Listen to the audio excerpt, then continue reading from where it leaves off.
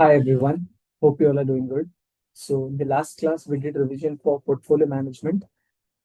This class shall be devoted towards the revision for quants. Right. So let's get started. I'll be using board as usual.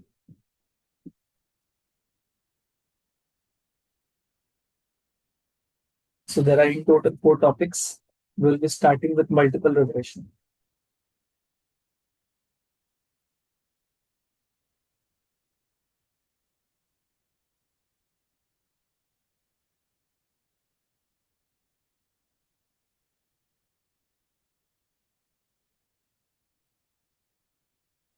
Multiple regression के अंदर सबसे पहला violation पे focus करता है.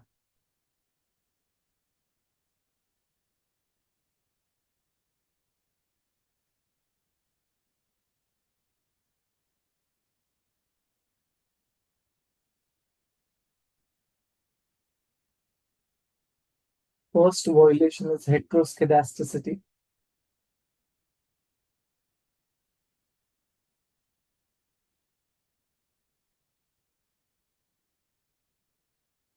तो कैसे पता लगाएंगे कि हेट्रोस्केडास्टिटी है या नहीं है? There is a test known as BP test. अब कोई भी टेस्ट में एक होता है क्रिटिकल वैल्यू, एक होता है स्टेटिस्टिक वैल्यू. तो बीपी टेस्ट में सर स्टार्ट वैल्यू क्या है? BP start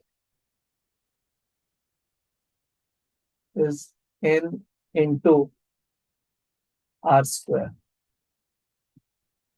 sir R square किसका? बिटवीन एरर टर्म्स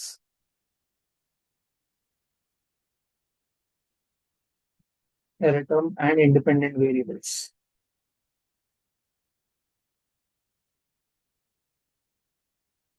एकदम ध्यान रखना है आपको. वाई और एक्स का आर स्क्वायर का बात नहीं हो रहा है. एरर टर्म्स और इंडिपेंडेंट वेरिएबल्स का बात हो रहा है.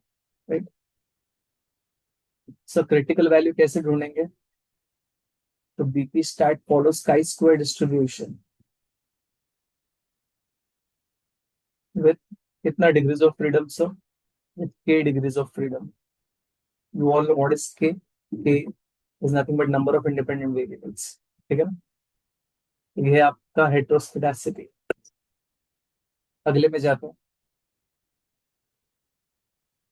यहाँ पे स्पेस का इशू हो जाएगा तो मैं यहाँ पे लिखता हूँ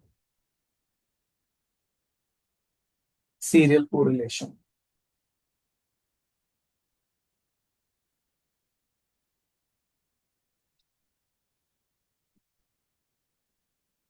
serial correlation between error terms.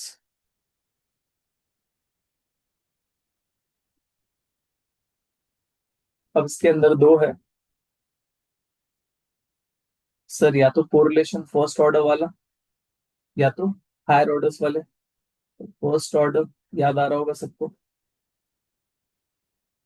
First order serial correlation और सेकंड में higher order.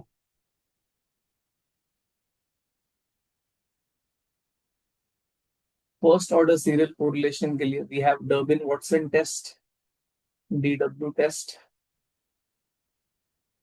where DW stat value is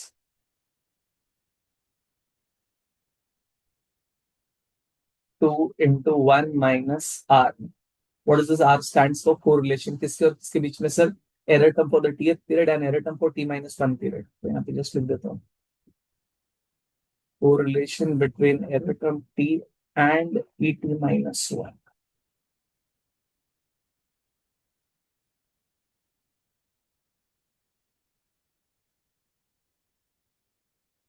और सर अगर हायर ऑर्डर कोरिलेशन चेक करना है तो we have Breusch Godfrey test, DG test,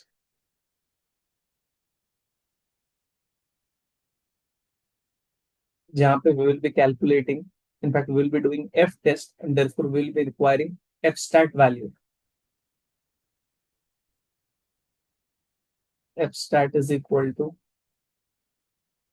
SSR divided by P. P stands for number of lagged error terms, the whole divided by SSE divided by N minus K minus P minus 1. Right.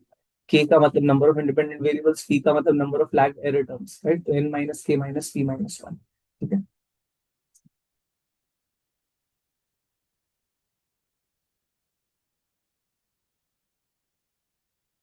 तीसरा violation is multicollinearity.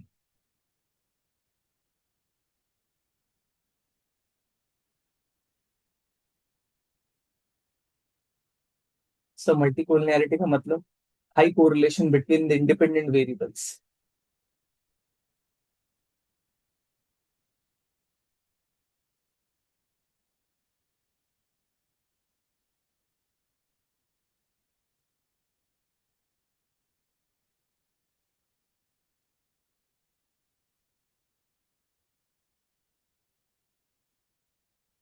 So how do we check for it? तीन तरीका है. एक तरीका is correlation table. ये सबसे कम कम use होता है.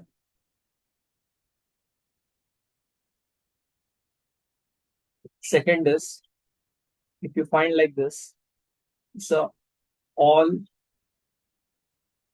t-test insignificant,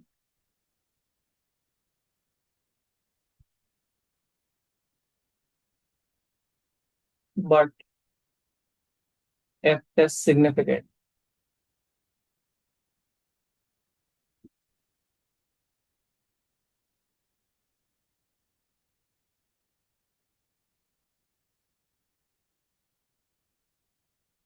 अगर ऐसा दिख रहा है इसका मतलब there is a problem of multicollinearity. ठीक है ना. Third you have variance inflation factor.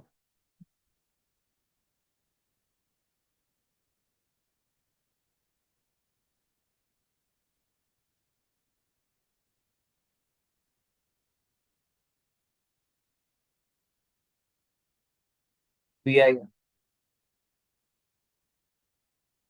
जहाँ पे we calculate VIF for every independent variable by using the formula that is 1 divided by 1 minus r square. अब ये r square किसके बीच का है?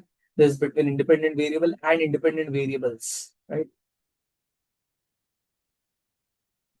Between independent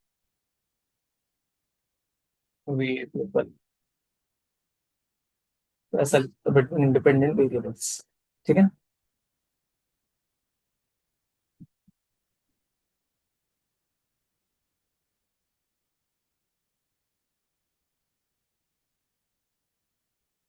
तो ये था फटाफट से वॉयलेशन.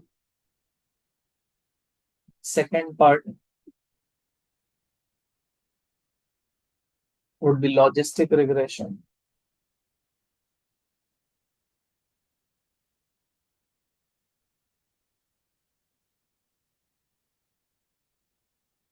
लॉजिस्टिक रिग्रेशन से कब यूज करते हैं?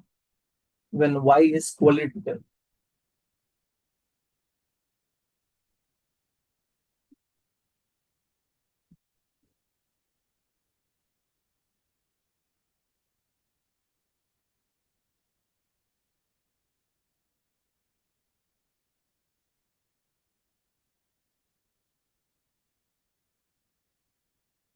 इसमें अपन प्रोबेबिलिटी निकालते हैं. प्रोबेबिलिटी का फॉर्मूला से probability is equal to 1 divide by 1 plus e to the power minus अंदर में वो रिग्रेशन का equation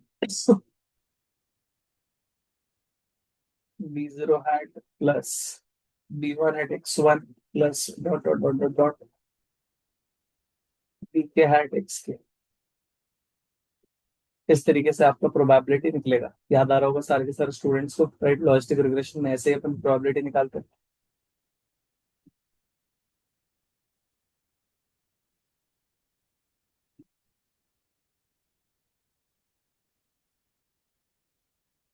third is influential data points.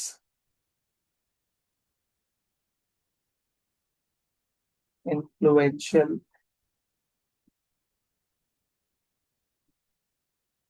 Data points इसके अंदर दो है.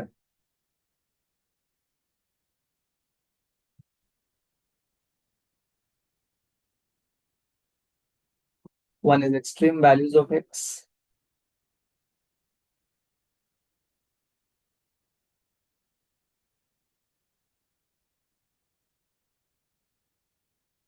Second one is extreme values of y.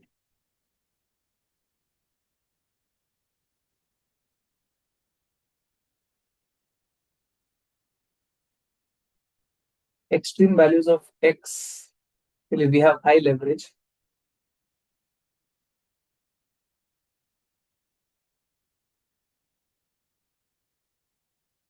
So कैसे चेक करेंगे एक्सट्रीम वैल्यूज ऑफ एक्स है या नहीं? We will be calculating a cutoff जिसका formula is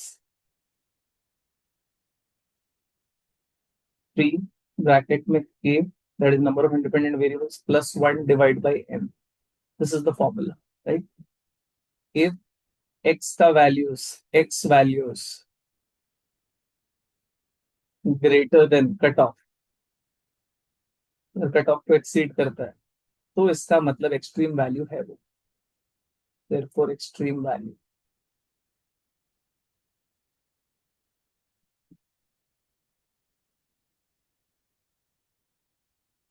Extreme values of y, sir y का value extreme है या नहीं? We have studentized residual.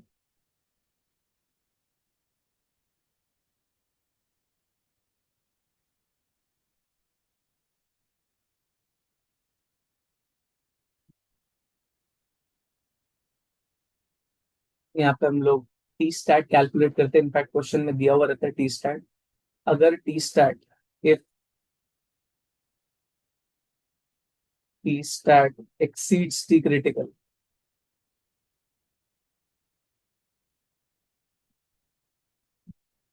तो we say extreme values of Y.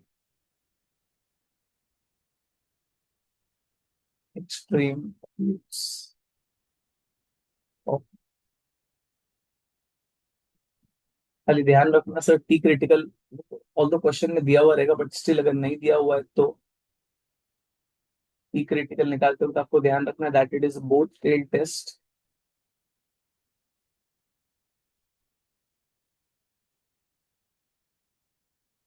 With n minus k minus 2 degrees of freedom, ये याद रखना.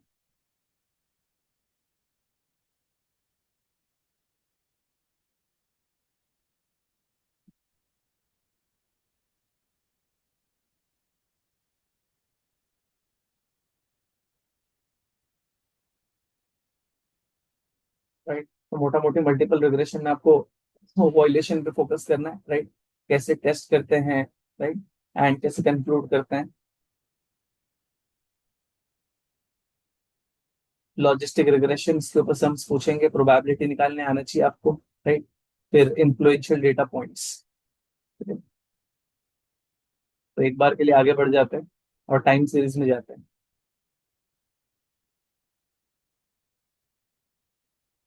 Second time series.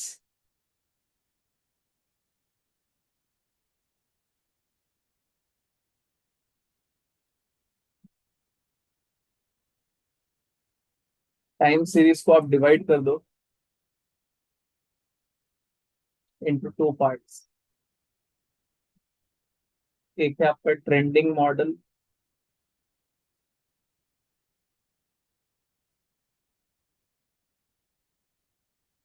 एक है आपका AR model, auto regressive model.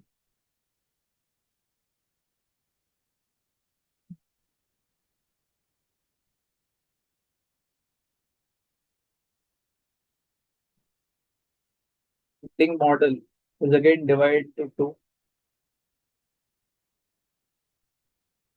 One is a linear trend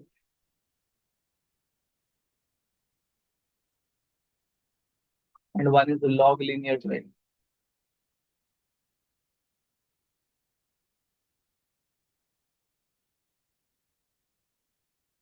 Linear trend में you must be knowing the equation where xt hat is equal to b0 hat plus b1 hat time.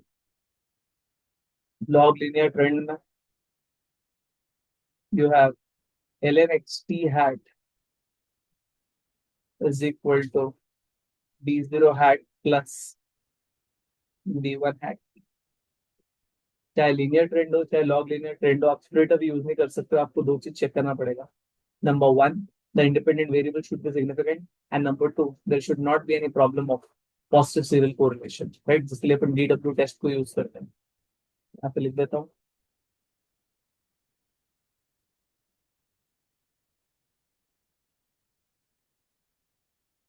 Before using the model, ensure that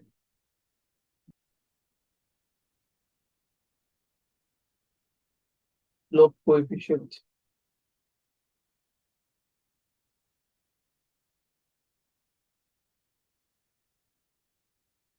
is available.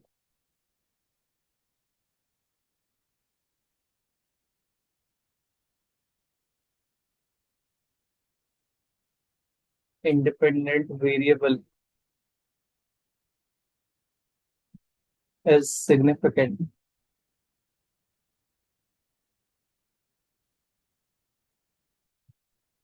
कैसे sir check करेंगे? T test. तो normal वाला T stat अपना T test करना है। आपको T stat मिल जाएगा, right. उसके बाद वही नल हाइपोथेसिस रिजेक्ट हुआ कि नहीं हुआ and all that stuff, right. इसके अंदर में नहीं जा रहा हूँ because we all know how to carry T test. ensure that independent variable is significant and also ensure that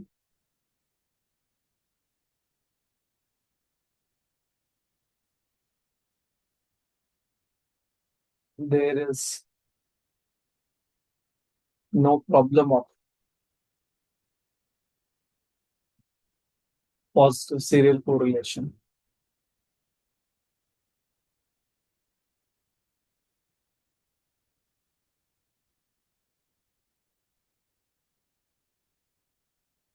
ठीक है ना? डीडब्ल्यू टेस्ट वही जो अभी देखे थे डर्विन वॉटसन टेस्ट में, राइट। 2 into 1 - r करके डीडब्ल्यू स्टैट निकालेंगे देन अकॉर्डिंगली कंक्लूड करेंगे। ओके,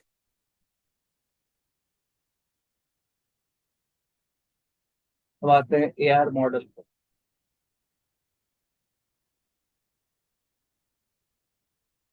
ऑटो रिग्रेसिव मॉडल सब कब यूज करते हैं? मीन रिवर्टिंग वेरिएबल्स के केस में, right. When variables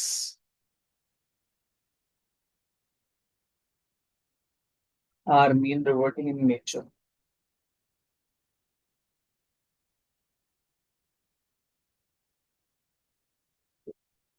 mean reverting in nature,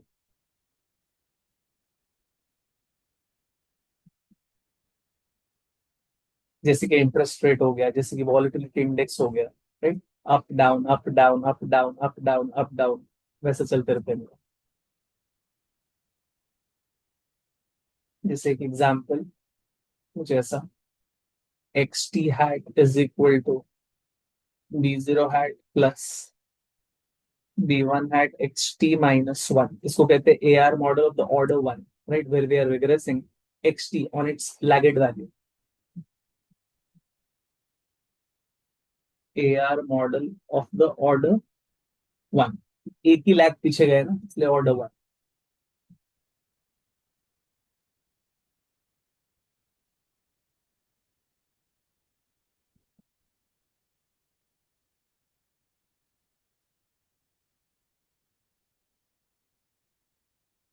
sir ये मॉडल को स्ट्रेट अप यूज कर लेना चाहिए? नहीं, we got to ensure that the time series is covariant stationary, right. मैं यहाँ पे जस्ट लिख रहा हूँ to be used, this model to be used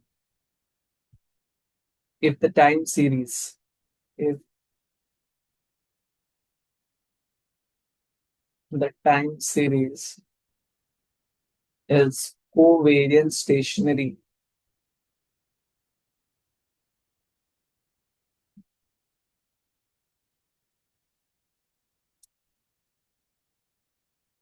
covariant stationary का मतलब क्या है sir? Right, August 25 candidates please बोलना क्या है सर इसका मतलब? Mean of the series, variance of the series and covariance of the series should be finite and constant.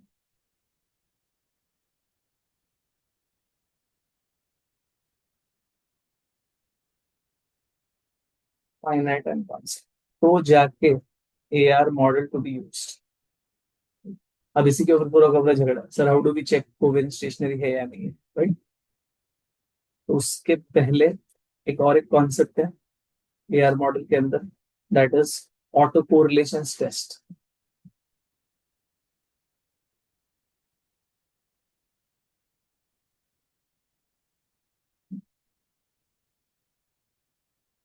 Auto correlation test, अपन तो यही चाहते हैं ना कि सर एरे टर्म्स के बीच में कोई भी कोरिलेशन ना हो, राइट? तो सर वो है या नहीं है, we have autocorrelation test in case of AR model, right? जिसमें मैं इंस्टेड ऑफ राइटअप मैं कुछ आपको एक प्रेजेंट कर देता हूँ कि क्वेश्चंस कैसे फॉर्म में होते हैं। आपको ना कोरिलेशंस दिया होगा अलग अलग लैग का, जैसे कि correlation between error term T and E T minus one, इसको कहते हैं लैग वन। ये भी दिया होगा क्वेश्चन। फिर correlation between E T and E T minus two, इसको कहते हैं लैग टू। ऐसे करते करते से लैग फोर तक दिया हुआ है, क्वेश्चन में दिया हुआ, you don't have to worry about it, right? तो चार कोरिलेशन आपको दिए हुए हैं, lag one, lag two, lag three, lag four. आपको क्या करना है ना, टी स्टार्ट निकालना है। टी स्टार्ट कैसे निकालोगे? सपोज लैग वन का टी स्टार्ट कैसे निकालेंगे? तो जो भी कोरिलेशन दिया हुआ है क्वेश्चन में, correlation minus null, null is always assume to B zero, divide by standard error. Standard error का फॉर्मूला इज, ऐसे लिख देता हूँ, R minus zero divide by one upon square root of N, right? तो T stat निकालने का क्या तरीका है, जो भी कोरिलेशन दिया हुआ है, right, minus zero divide by one upon square root of N. तो ये रूट ओवर एन ऊपर चले जाएगा, तो इसको फास्ट करना होगा तो स्ट्रेट अवे अपन ऐसे कर सकते हैं ना, R into root over N, right? तो और एन तो नंबर ऑफ आइटम्स अपने को क्वेश्चन में दे दिया रहेगा, तो फटाफट से R into root over N, R into root over N, R into root over N आपको करके टी स्टैट का कॉलम भर देना, राइट? ये वाले केस में, ये वाले केस में, ऐसे करते करते ये वाले केस में, तो आपका टी स्टैट आ गया। फिर आपको टी क्रिटिकल दिया हुआ रहेगा, मेजोरिटी क्वेश्चन में तो टी क्रिटिकल दिया हुआ रहता है। टी क्रिटिकल तो एक ही रहेगा फिगर। अब क्या करना है, तो कंक्लूड कैसे करेंगे? अगर इफ ऑल टी स्टैट, सारे के सारे टी स्टैट अगर टी क्रिटिकल को एक्सीड नहीं कर रहे हैं, लेस देन टी क्रिटिकल, तो जाके we will conclude that there is not a problem of serial correlation. वैसे सीरियल कोरिलेशन बोले, ऑटो कोरिलेशन बोले, right? If all T stat less than T critical, then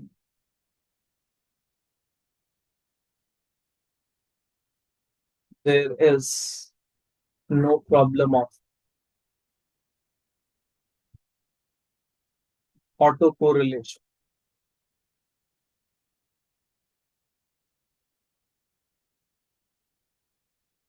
no problem of autocorrelation, तो हम लोग A R model को green signal देंगे, right? We can use A R model.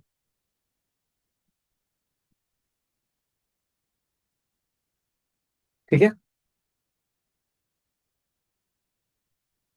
नहीं लेकिन sir कोई एक तो टी स्टैट अगर एक्सीड कर दिया तो टी क्रिटिकल को, इसका मतलब यार ऑटो कोरिलेशन का प्रॉब्लम है, तो स्ट्रेट अवे ए आर मॉडल को यूज नहीं कर सकते, थोड़ा सा मॉडल को ठोक पिट करना पड़ेगा, model needs to be specified, ठीक है ना? ऐसा। तो आपके लिए भाई आपको आना चाहिए कि टी स्टैट कैसे निकालते हैं, R minus zero divide by one upon root over N, पास करें तो R into root over N, right? अगर सारा का सारा टी स्टैट टी क्रेडिट को एक्सीड नहीं करता है, तब there is not a problem autocorrelation. अगर कोई एक भी कर जाता है, तब तो there is a problem of autocorrelation, A R model needs to be specified, respecified. Yes.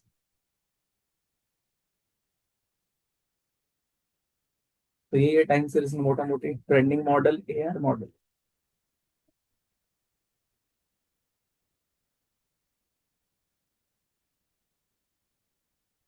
हाँ, अगर आपको लगता है कि यार मेरे को यहीं पे स्टॉप करके एक बार फटाफट से देख लेना चाहिए टाइम से इसको, then please do it, right? Just a second, I need to pick up this call.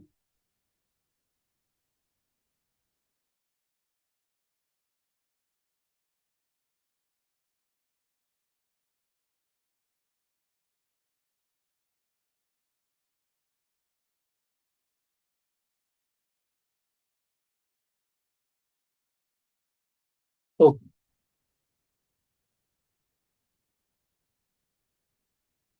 तो आई थिंक ये स्पीडी रिवीजन से बहुत सारा चीज आपको याद आ रहा है, सारे के सारे ऑगस्ट कैंडिडेट्स को बाई एनी चांस नहीं आ रहा तो फटाफट से स्टॉप करके उसको प्लीज रिविजिट कीजिए, राइट। आई थिंक याद आ जाना चाहिए, जहां तक मेरे को लगता है ऑगस्ट में जो दे रहा है उसको डेफिनेटली याद आ जाना चाहिए। बस जाते बिग डेटा पे।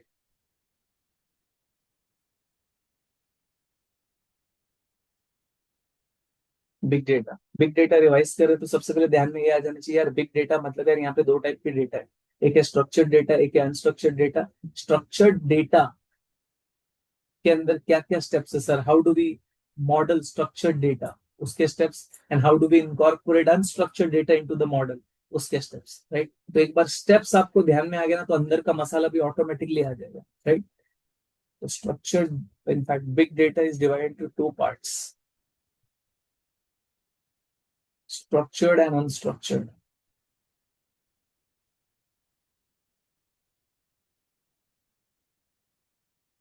Structured data और अनस्ट्रक्चर्ड डेटा।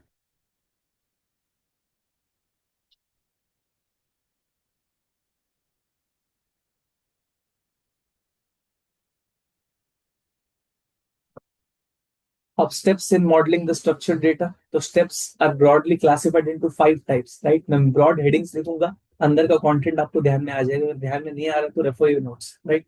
नोट्स रेफर करने से तो पक्का ही याद आ जाएगा।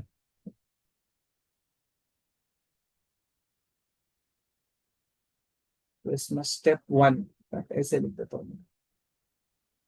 Step 1 is data conceptualisation. Sir हम लोग मॉडल बना ही क्यों रहे हैं?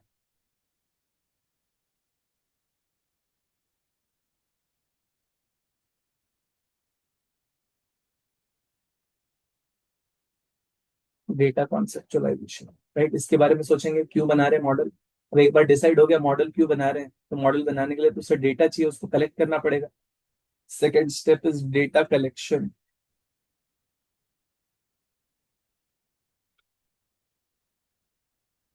कहाँ कहाँ से कलेक्ट करें सर? एक होता है आपका इंटरनल सोर्स, इंटरनल डेटाबेस में जो पड़ा हुआ है, and second is external source.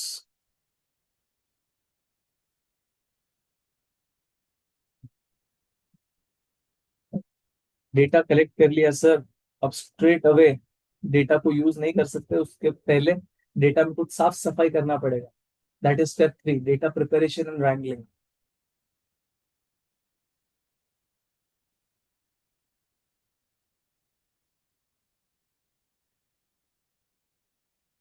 Preparation and wrangling.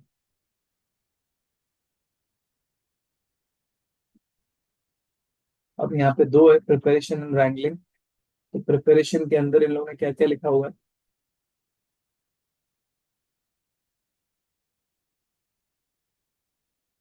Preparation के अंदर यू हैव मिसिंग वैल्यूज,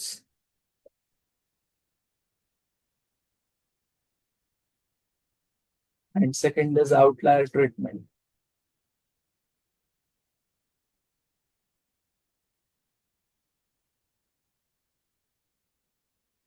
और रैंगलिंग के अंदर बहुत सारे हैं, and wrangling.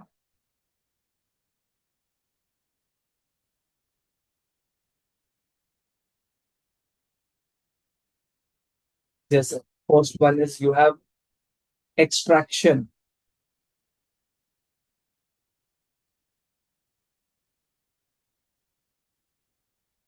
Second is aggregation,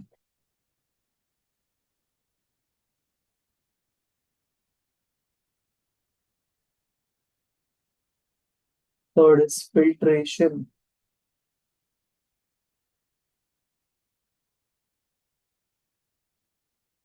fourth is selection,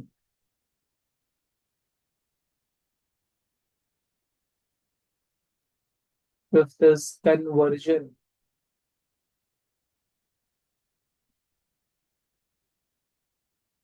sixth is scaling. Scaling के अंदर भी दो है, एक है आपका स्टैंडर्डाइजेशन और एक है आपका नॉर्मलाइजेशन।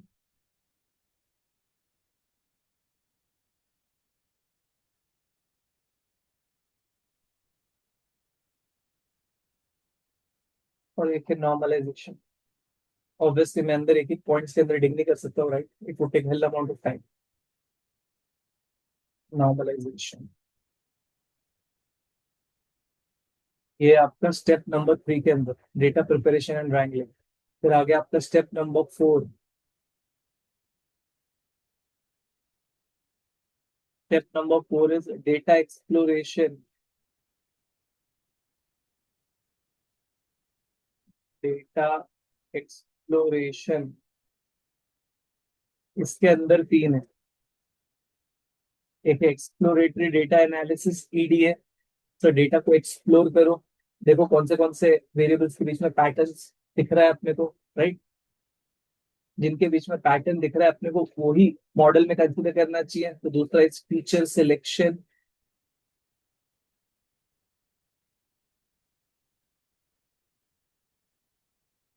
एंड तीसरा इज फीचर इंजीनियरिंग।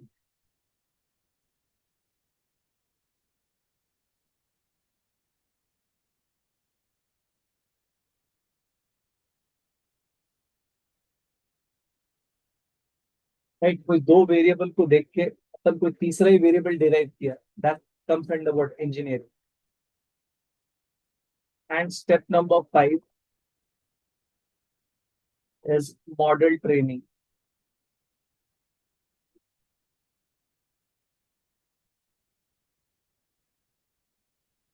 ये है आपका स्टेप्स। ऑब्वियसली अंदर का एक एक मसाला मैंने डिस्कस नहीं किया हुआ है। डेटा कॉन्सेप्चुलाइजेशन, क्यों मॉडल बनाना है। अब चलो डिसाइड हो गया मॉडल बनाना है, तो डेटा को कलेक्ट करना पड़ेगा। फिर वो डेटा को थोड़ा साफ सफाई करना पड़ेगा, प्रिपरेशन एंड रैंगलिंग। फिर डेटा को एक्सप्लोर करना पड़ेगा, right? Data exploration and then model training. ठीक है ना? द बेस्ट पार्ट इज, जो भी आपने स्टेप्स देखा ना स्ट्रक्चर डेटा के लिए, सेम टू सेम स्टेप्स है अनस्ट्रक्चर डेटा के लिए। Obviously with the difference being अंदर का कंटेंट अलग है। Broad steps are same. Unstructured data के अंदर भी और डेटा कॉन्सेप्चुअलाइजेशन आएगा, फिर डेटा कलेक्शन आएगा, डेटा प्रिपरेशन एंड रैंगलिंग आएगा, फिर डेटा एक्सप्लोरेशन आएगा and then model training. However data preparation wrangling के अंदर अलग टाइप का कंटेंट होगा, राइट? और डेटा एक्सप्लोरेशन के अंदर अलग कंटेंट होगा, right? That's the only difference. तो मैं अनस्ट्रक्चर्ड डेटा का ब्रॉड स्टेप्स नहीं लिख रहा हूँ, because that is same as that of what, structured data. ठीक है?